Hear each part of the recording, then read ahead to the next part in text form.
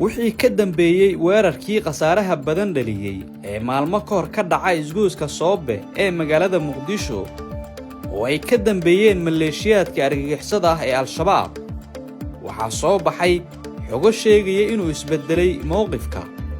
qaar ka mid ah ganacsatada Soomaaliyeed ee dhaqaalaha baad ah siin jiray argagixisada taas oo sida la xaqiijiyay ka dambeysay markii ay arkeen saameynta ka dhalatay qaraxidii dhacay inkastoo aan si sax ah loo haynin tirada rasmiga ah ee ganacsatada haddana qaar ka mid ah ganacsatada Muqdisho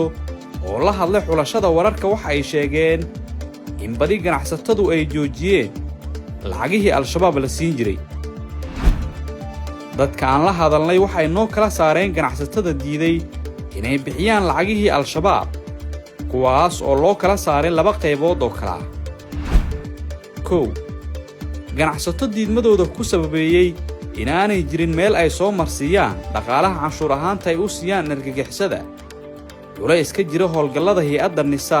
ee lagula dagaalamayo dhaqaalaha la siiyo argagixisada Al-Shabaab awgeed waxaa la sheegay in ganacsatadu ay muujiyeen inay ku adkaatay in dhaqaalaha ay bixiyaan ay si toos ah u geeyaan goobaha ay maamulaan Al-Shabaab maadaama dawladda Soomaaliya ay si cad ugu sheegtay ganacsatada inay la xisaabtami doonto cid waliba oo xiriir la samaysa Al-Shabaab qaybtan ganacsatada ah waxaa la tilmaamay inaanay diidanayn dhaqaale ay bixiyaan balse ay marmarsiyo ka dhigteen duruufaha xilligan jira labo qaybta labaad ee ganacsatada ah waxaa la sheegay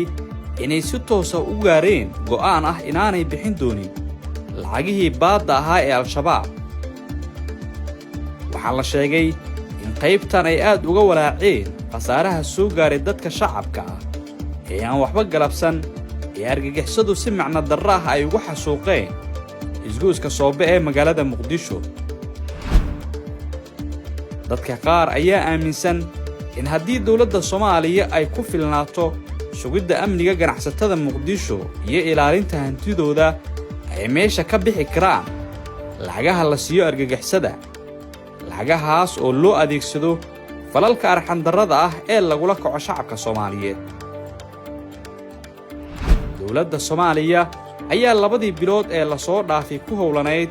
in Al-Shabaab lagala dagaalamo dhinaca dhaqaalaha oo ay dawladdu u aragto in lagu wiiqi karo awoodda Al-Shabaab oo ay u muuqato in howlgallada socdaahi ay wax weyn ka bedeleen dawladda Soomaaliya waxaa labadii bilood ee la soo dhaafay ay ku guulaysatay in meesha laga saaro oo gacan ku hayntooda laga bixiyo goobo muhiim u ahaa Al-Shabaab oo dadka Soomaaliyeed ay uga aruuri jireen lacagaha baadda ah ee dhaqaale ahaanta loo siiyo argagixisada goobahaasi waxaa ka mid ah deegaanka Basro iyo sidoo kale deegaano dhowr ah oo ka tirsan gobollada Hiiraan iyo Shabeellaha Dhexe oo hadda ku jira gacanta dawladda federaalka ah ee Soomaaliya oo taageero ka helaysa maleeshiyada deegaanka